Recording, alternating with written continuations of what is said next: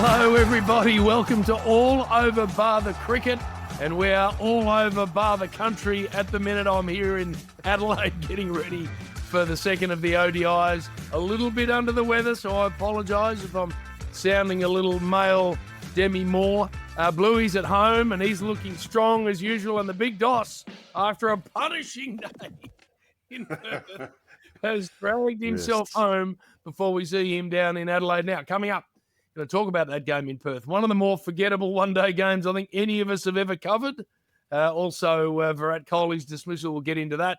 Marnus a lock for the test team, but where does he bat? We're going to talk about all of our pinch me moments when we first started playing first-class cricket and have a look at a bit of the Shield cricket as well. So, and, of course, the final over. So all of that's coming up, but a big welcome firstly to you, Matty Hayden. I've seen some men under pressure broadcasting, but on Sunday, you had a beaten down look about you. It was a pretty long day.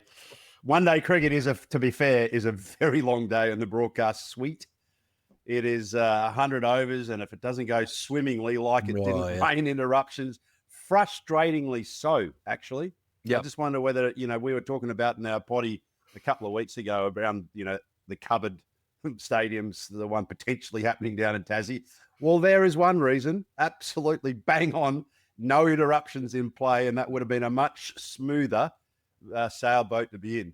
Well, you're jumping out of TV and doing Indian television where they love a long-form fill. Blewy, you and I had the luxury of throwing the music. Yeah, that's right. We were doing radio for Triple M Cricket, and you're right, we probably had to fill for 5-10 minutes from time to time. Yep. Haydos, and then when we couldn't work out what else we were going to say, they went, well, just press the button and bang, straight to some rock music. So it worked out all right for us in the radio commentary box. But I ran into someone yesterday on the way back from Perth, and they were saying that was the first rain-affected game in Perth since the 1980s. That's never put a cover on. Never touched the cover. It's unbelievable. Yeah, so I think it all took us by surprise a little bit. Every time you go to Perth, of course, you just get on with it, and there's no rain. But, geez, that was a bloody long day. It was. Well, if the big bison hadn't opened those massive shoulders up and banged some into the stand, there would have been not one thing about that game, Big Dots, that I could recall in a year's time. No, and one thing I can recall is just how inefficient Duckworth, Stern, Lewis is. I mean, we're not going to get into that because it's just a can of worms of note. Yeah, but he was brilliant, wasn't he? When he does open up, he finds a way to boss lengths, which is what I really find impressive about him. Very unique, actually, to this side. When I kind of was doing the summary with Indian television, it was kind of the precision of India versus the power of Australia, and we obviously didn't get into that because of the truncated nature of the game, but. The big bison, those shots that he plants over extra cover, not the ones off the front foot, more the kind of when he roosts back and he's still able to just drive his weight through the ball. And that's a big ground as well, especially square of the wicket. And he was taking it on and going big. No, that's impressive, Blewy. When you're opening up the face of the bat and still carrying 85 metres, there aren't many players in the world that can do that. No, there was one shot in particular, I think it was off of Siraj, and he danced down the track and he dug it in short, and then he went through with the shot. So it was sort of like chest height, the height of the ball, and it went 94 metres over cover.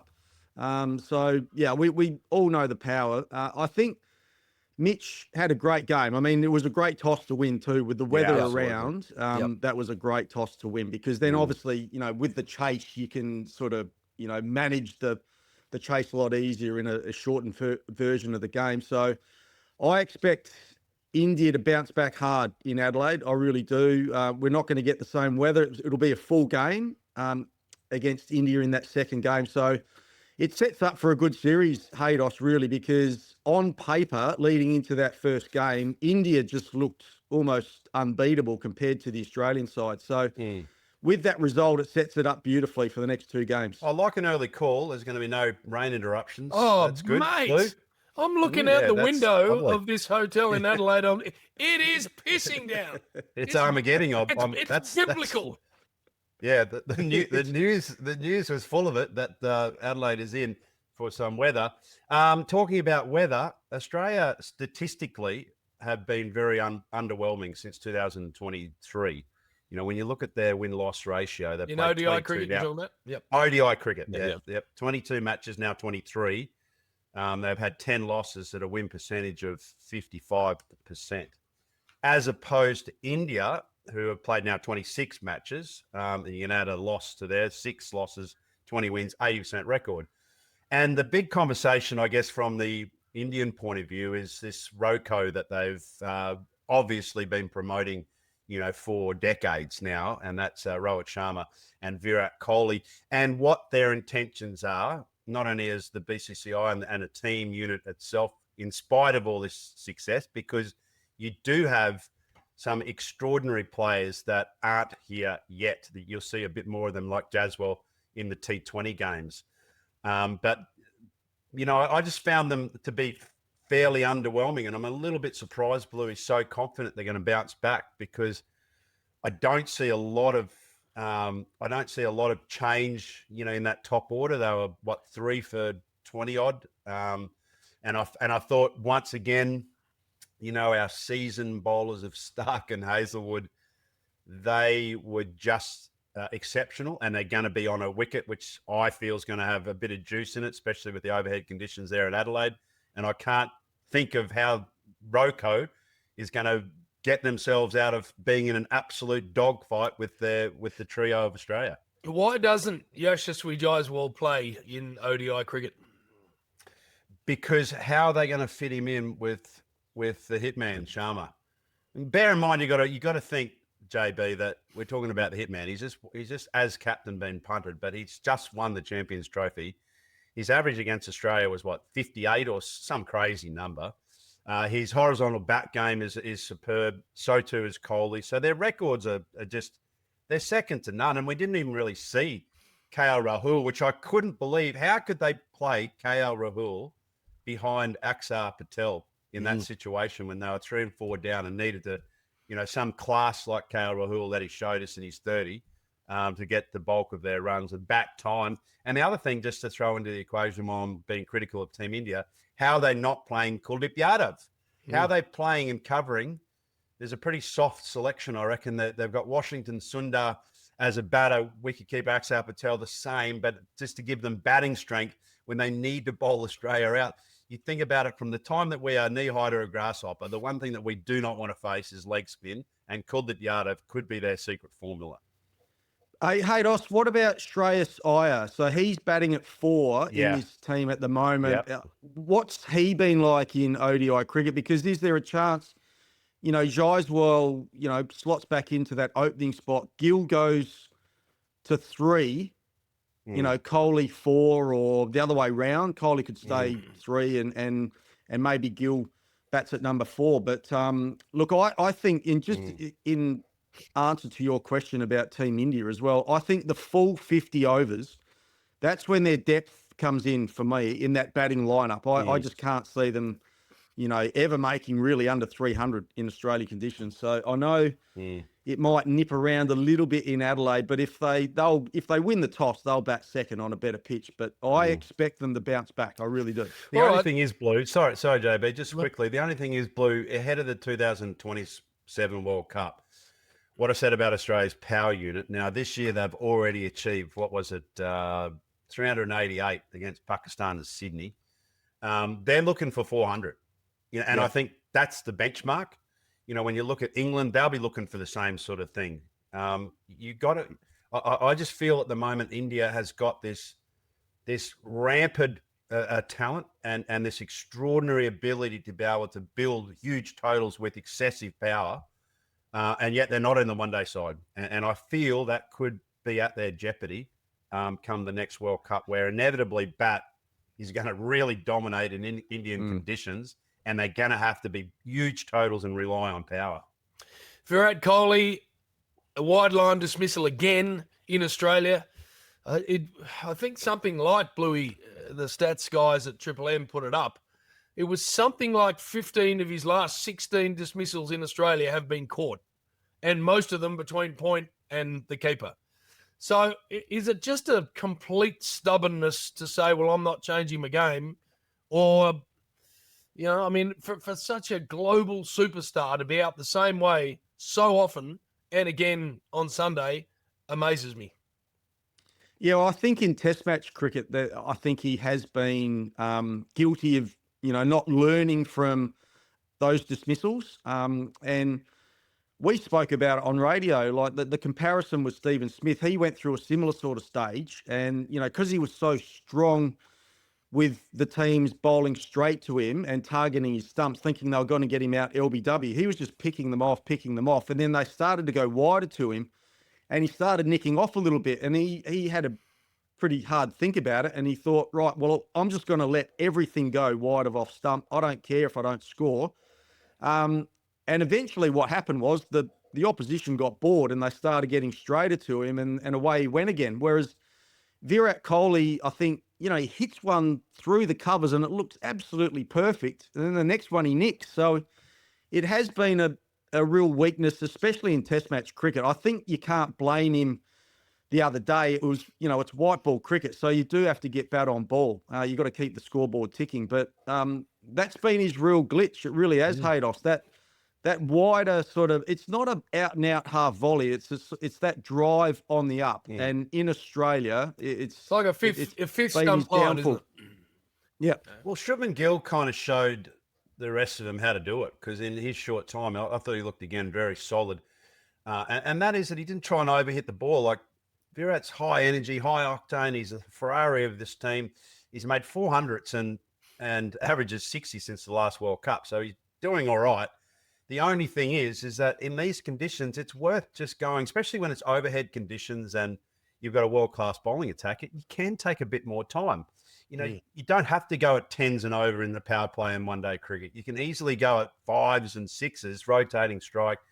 And then you know that your bowling side's under pressure. At 3 for 20, bowling side is just living the dream, especially in the hindsight of what was going to happen. But even at the time, you just felt like India was very vulnerable. If their top order can't at least cement some sort of start, and that might mean Blue just compromising, just burying your ego a bit and going, right, well, if we get, you know, 500-600 and over for the first, you know, 10 overs, happy days, as long as we're not losing too many wickets. All right, we saw Marnus in Perth, didn't play, but he's with the squad. He's now a lock for the first test. His form since the start of this domestic Australian summer has been actually magnificent. And huge credit to him, Blewy. There was a gauntlet placed in front of him. Go and make runs and earn your spot back in the Australian test team, and he has done that extraordinarily well. My question for you is, where does he bat? He bats at 3 in my team. I've been reading a little bit of media in the last few days, and a lot of the written journos all 3 of them were asked the question, and they've got him opening with Green still at number 3. But for me, I think Marnus is just the perfect number 3 when he's playing well. You were talking about one-day cricket, JB, or test cricket? No, test cricket, the first test. Yep. Yeah, right. Well, can I go to the one-day spot? Where does he bat? You know, assuming that he does get a go in Adelaide. I think he's probably, well, he's been batting 4 and 5, hasn't he? Like, the average is 38 at 4 and 30 at 5.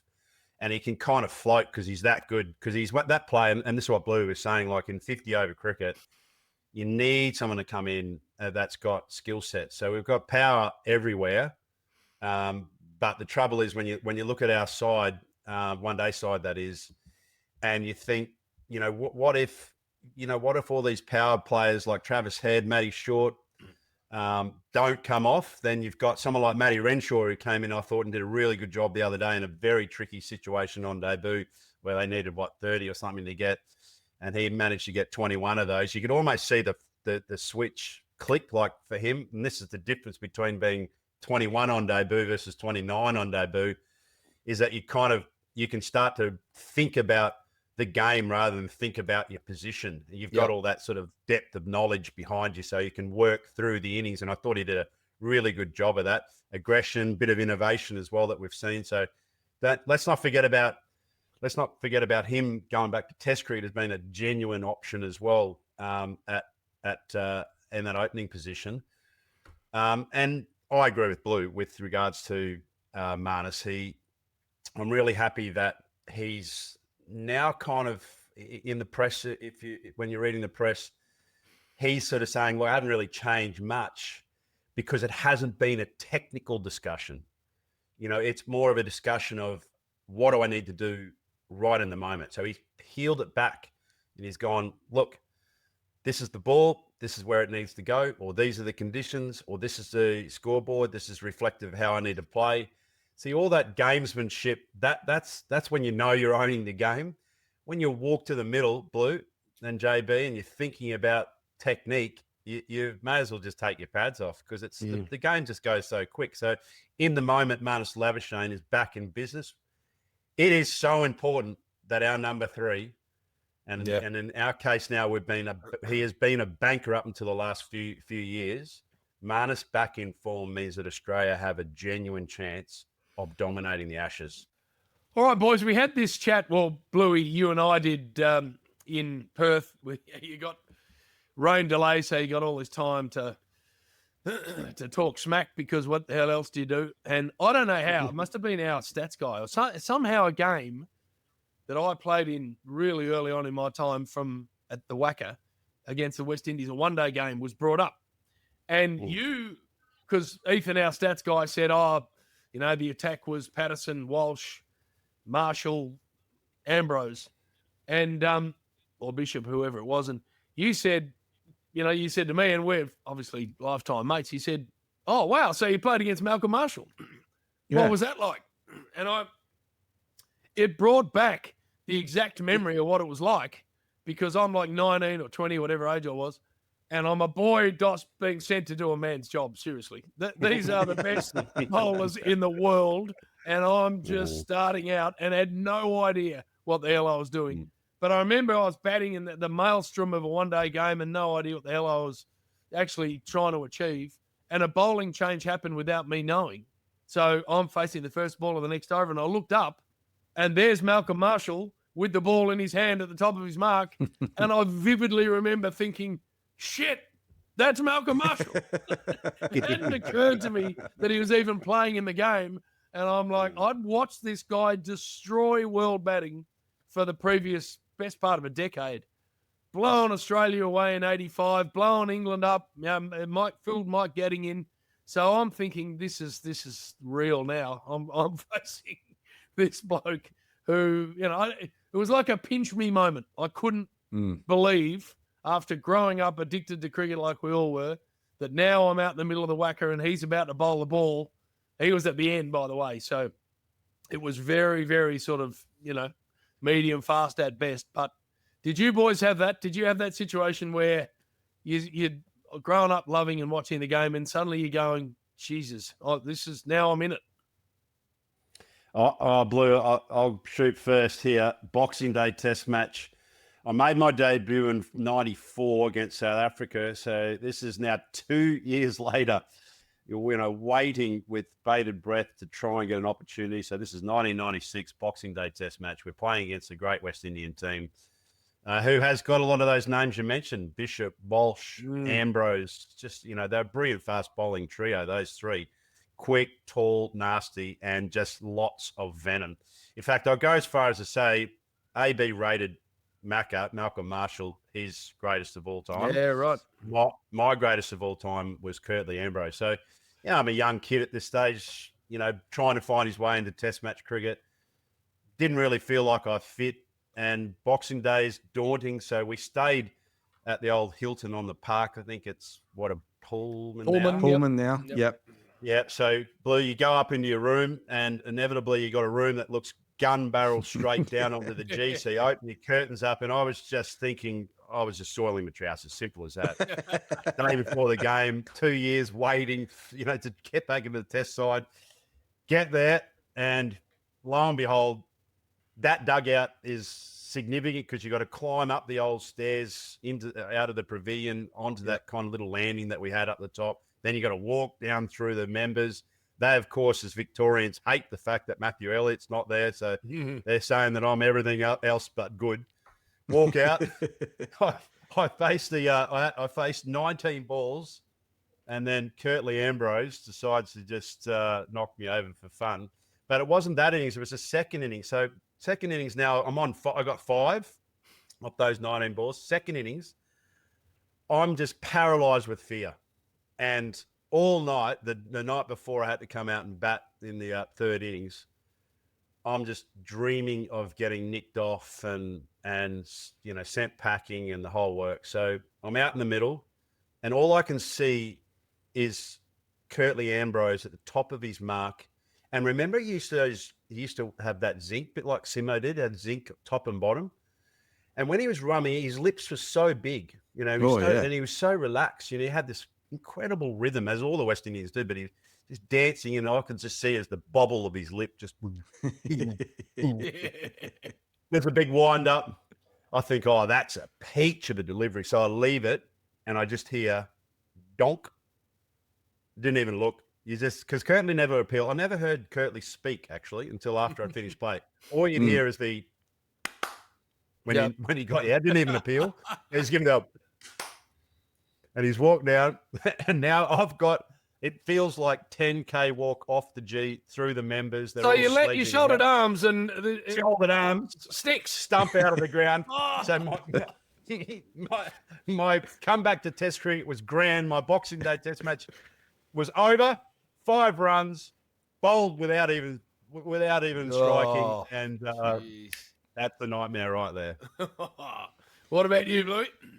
Yeah, I've got a couple of examples, similar in a way, because like you guys, like I grew up watching the West Indies in the 1980s, just like completely obliterate the Aussies as well. So, and Curtly Ambrose, before I played, he'd had that spell at the Wacker where he got 7 for 1, wasn't it? Yep. Was that something like that? And he just tore the Aussies a new one. And same thing, really, Haydos. Like I played 2 Test matches in '95. That was the end of the Ashes series, and then the West Indies tour was straight after that. And I just remember going over there thinking, I'm going to be up against this West Indian attack that had Ambrose and Walsh and the Benjamin brothers and Bishop and these sort of guys. And I was like, that was one of the things that I just sort of had to quickly try and get over and sort of try and break it down to, okay, well, it's just Curtly Ambrose just about to bowl to me, but it's just a contest, right? It's like bowler against batter, and he's going to bowl the ball and you react to the ball. So that was, I'm not saying I did a very good job, because I had to face Curtly a lot more after that, and he certainly got the better of me. The other quick one too, guys, that I remember as well is the great Allan Donald. So I toured England with the Australian under-19 team, and playing for Leicestershire was Allan Donald. And a few of us knew that he was going to play, and we went and watched him bowl at Leicestershire's home ground. And we just remember thinking, this guy, this beautiful rhythm coming in, and he let the ball go. And even on county tracks, like this ball was flying through and through to the keeper. And we were just in awe going, how good's this bloke? And then, probably literally 3 or 4 years later, I was facing him in Joburg. There's Allan Donald with this great rhythm, running in at me. And same thing with Curtly, right? Didn't say anything to you, but just had this brilliant sort of, you knew he was in the contest just by his body language and the way he looked at you. And so that was another sort of pinch me moment as well, the first time I faced Allan Donald. Well, talking to Allan Donald, sorry, JB, talking about AD, he was the first bowler that I faced in Test cricket on my debut in '94. And again, the white lightning, if that doesn't scare you, well, what does? But he came in his first over, I think his 3rd or 4th ball, just bowled this absolute ripping bouncer, just about tore my gloves off, and he gave it the mandatory fast bowling, welcome to Test cricket, son. Hey, Blue, I'm just looking at a scorecard here. I'm surprised he didn't mention this, because there was a second innings of 97 in Perth. And just to take everyone back there to that Test match, that was the famous wicket where you see photos of us putting our bats down in the cracks. They were dead set the size of dinner plates. And poor old Blewy. Oh, yeah. I don't know if you want to You talk. were at the other end, weren't you? I was at the other end, mate. And I was at the other end slogging. So I went into that second innings thinking, you know what, if 1 or 2 hit the cracks, so be it. Like, that was my kind of mindset. the rest will be fine, because that's how the Wacker did play, right? Like you'd sort of get one that was outlandish, and if he got away with it, generally, even though it was cracked, it was a beauty of a wicket. Courtney Walsh, he bowled the first second over. The first ball I just left, and it went straight whistling past the outside arm of second slip. And so I thought, beauty, now I should be right. Very next ball backed up, hit exactly the same spot. It disappeared dead down the leg side for 4-leg buys. And I thought, right, now I'm just going to start the swing here. And I got 40 odd in that innings, but as it turned out, Blue, it was nowhere near enough, because while they chased down 50 odd to win the test match, none down. But that ball from you, that was easily the most scared thing I've ever seen. I reckon that's the most I'm asked about my test career is about that delivery from Curtly Ambrose. So, but I was the same as you, Haydos, right? So I was batting at number 3 in that game. And I remember in the first innings, I scored, I don't know, if you've got the scorecard there, I might have scored 18 off about 60 deliveries or something. 17 off 65 deliveries. There you go, right? And so, like you, I sat in the change rooms after I got out and I went, well, if I dish that up again, the same thing's going to happen. I've got to change the way I play in the second innings and looking at the pitch, the way it was behaving. So I had the same mindset. I was like, you know what? I'm just going to take it to them. And then Curtly comes in, first ball, hits the crack and literally bounced that. And then the old teapot came out too. I gave it the teapot and I reckon, looking back at some replays that people often send me on my phone, is I reckon Ian Chappell at one stage said, well, he probably could have got 4. Could have got 4 a little bit. Chappelli. Seriously. Are you watching the game, Chappelli? What the hell?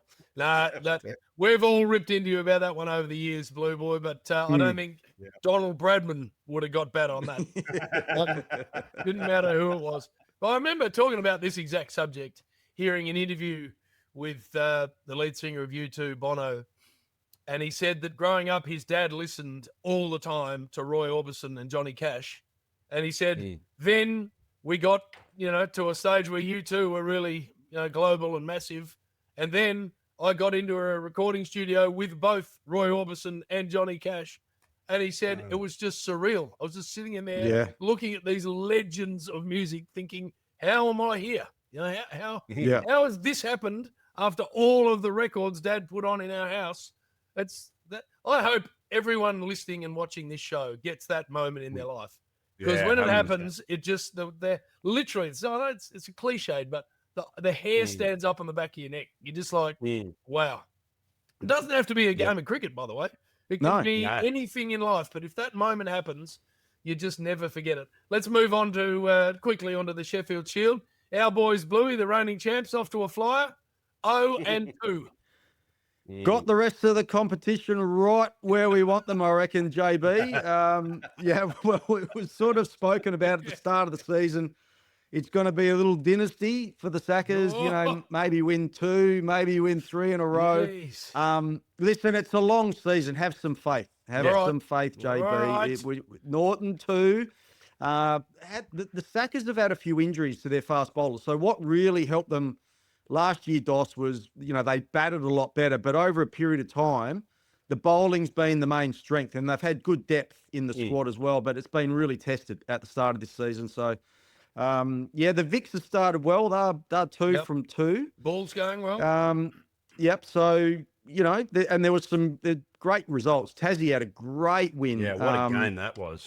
Against, Jackson Bird taking that final wicket with 1 run to get or something very similar to that. So 3 was it? Yeah. So, look, have some faith, JB. I still think the Sackers will come out on top. They've got a very good squad, but it's been a slow start. There's nothing we can do to fix this. So it's it's almost a stupid sentence. But what really saddens me is by the end of these 4 games, every state's going to play 4 games basically in a row.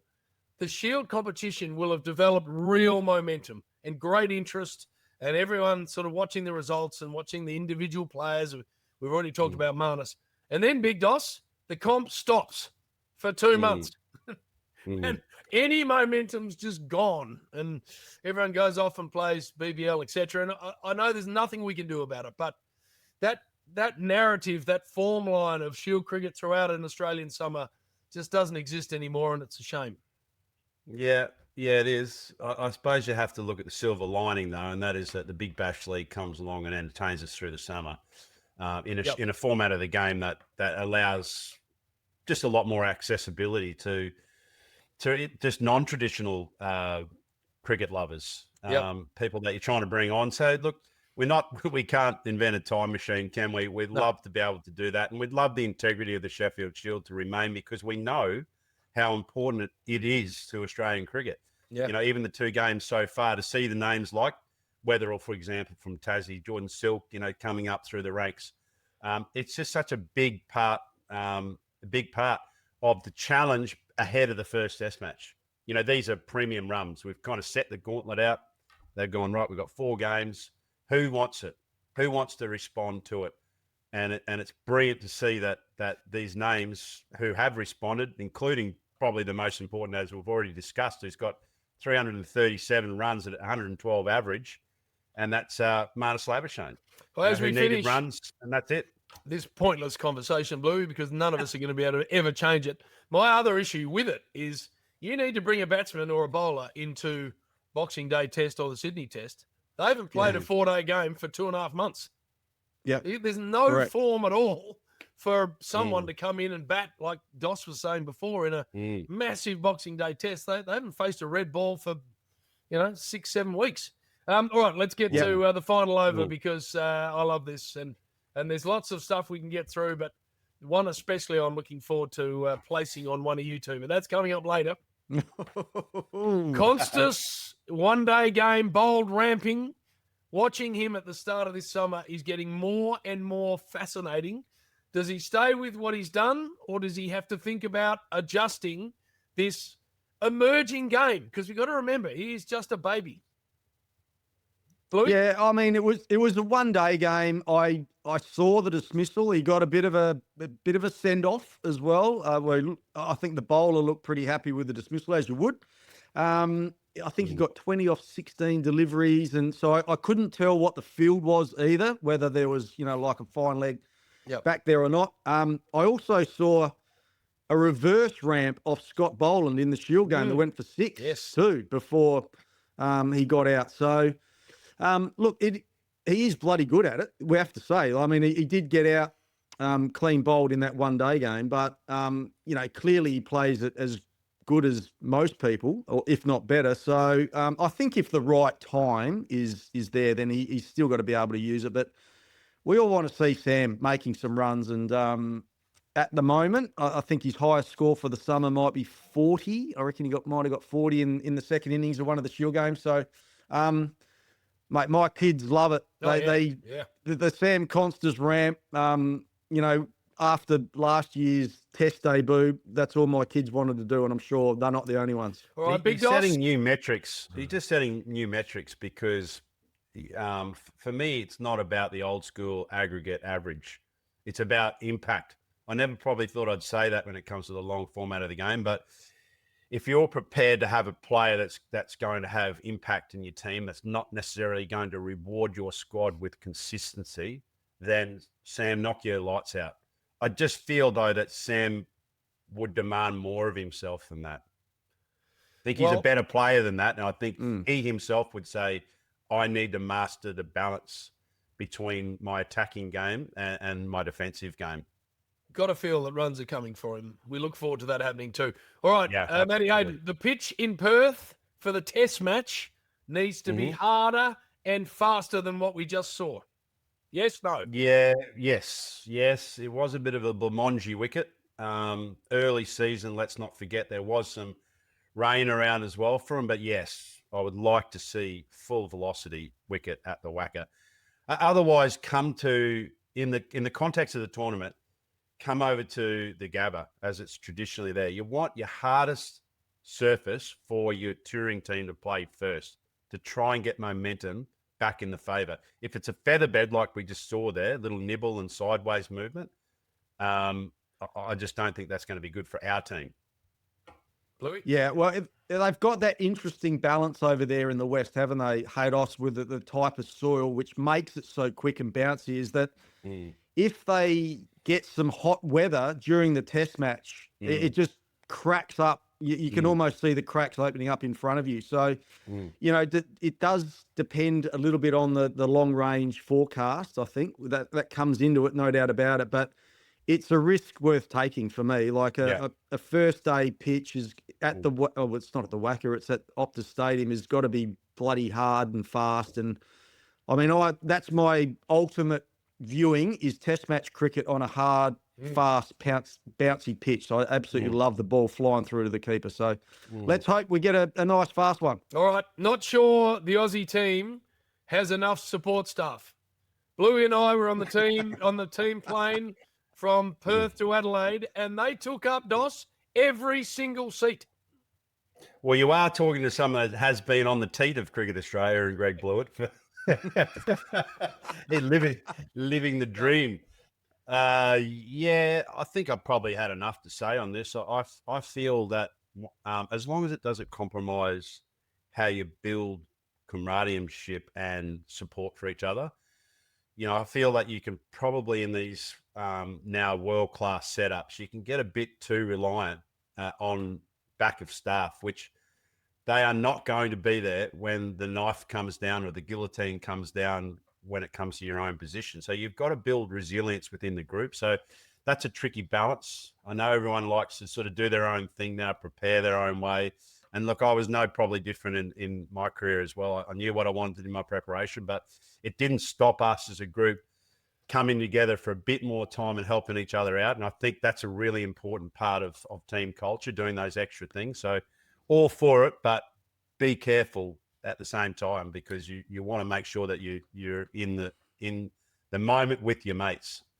It cost me a window seat, JB, on the way back from Perth. So in my profile, DOS, with Qantas, I've got window seat and I got designated a middle seat. So I was like, obviously Not this happy. is very, very full flight. You are a one-iron. You are built like a one-iron though. Well, so. I was like this the whole way, DOS, for 2 hours 45. On my way into the lounge yesterday morning, I said, listen, there's been some sort of mix-up. I normally have a window seat, but for some reason I've got a middle seat. And the lady at the front desk looked at me and she went, ooh, first world problems, hey? I was like, it is a 3-hour flight. And she said, well, 2 hours 45. And anyway, I was in the middle. No, I didn't complain after that, Big DOS. Yeah. And she sat you on your skinny ass, didn't she, that lady? Yeah. Yes. No back. And so I was 10B, and guess where old Numbnuts was?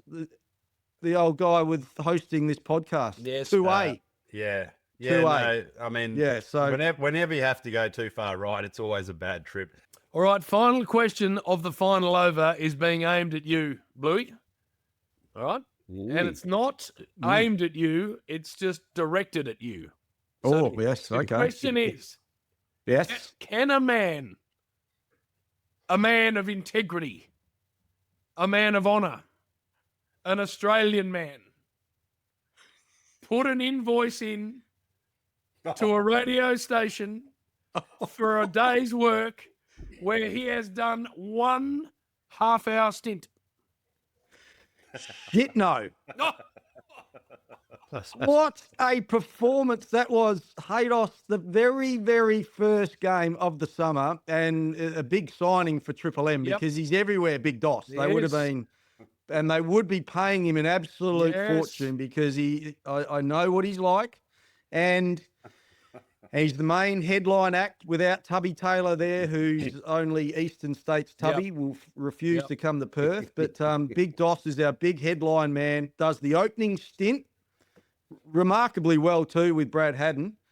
And then we didn't see him for the rest of the day. So how are you going to approach that one, DOS? You cannot possibly put that invoice in to Triple M. It is a little embarrassing, but it's also embarrassing that you blokes can't count because you were busy sipping your lattes in the green room, telling each other how bloody good you are. I did 2 stints. Unfortunately, 2. I did two stints. Did you? I did actually a debut with June, which was unreal, because Mark June, Waugh? I put Mark Waugh on the greasy pole as well. He got Mark Howard asked him a question, and he said, "Look, Howie, it just doesn't pass the bar test." And I went, "Bar test?" I said, "How long are you? When was the last time that you were in a bar?" Yeah. And he went, "What are you talking about?" He got real defensive, right? And he started waffling. I said, "It wasn't a very hard question. When was the last time that you actually were in the pub?" He couldn't give me an answer. He was completely caught up, the big Rolls Royce. Anyway, you're trying to deflect. You're trying to deflect away from the fact. I will be writing an invoice just for clarity. When I'm not taking any moral ground here whatsoever. Do you minimise the invoice? Do you change it in any way, Dos? Or is it a little diminution, as Sam Newman would say? Mate, if you get what did you get in that Australian Test match in Perth? You got 19 off 67 balls, and you got a first ball duck. Yeah. When you went to get your contract, did you just say, "No, I'm not going to just shake him down"? No, you did not, Greg Blewett. This is hypocrisy of note. And by the way, with your 7 contracts, just to add to it, we know that at some point there is going to be a 3-day test match. Are you blokes going to tell Channel 7 that, sorry, I'm going to take a haircut for 2 days? N-O. Blewy, when do you need, in a radio especially broadcast, when do you most need your foot soldiers? Yes, when in the rain breaks. Yep. You blokes were just the carrying rain on about how you're falling in Perth, Akadaka. and the big man was nowhere to be seen. All I could see is you blokes headbanging in the green room as well as I was working hard. We will see you two. Well, Blewy, you're already in Adelaide. Dos, you coming down for Thursday? Yep. Pathetic attack, by the way. All right. So just see if you can. I'll check in with you and Giles, our boss, and see if that invoice arrived. Yeah. And how heavy it was. Yep, and see if you're there for the end of the series. You might get a quick cutback. Yeah, no, maybe the haircut. Right. Hopefully you've enjoyed all over the cricket. And make sure you subscribe to YouTube. Of course, that's where you can watch it and also listen. So subscribe to YouTube or listen wherever you get your podcasts. We've got Bumble not far away. He's coming up ahead of the Ashes. So looking forward to that. And next time we'll obviously be deeper into this one-day international series. Thank you, boys.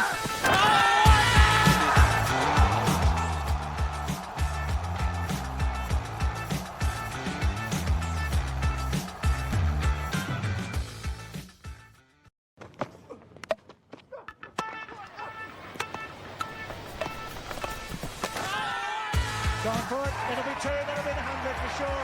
What a magnificent effort by Greg Blewett. Make that 100, and what a good 100 it's been. Sensational century from James Brayshaw. And that's it. That's a great shot. Up go the arms of Matthew Hayden. That is the world record. What a performance.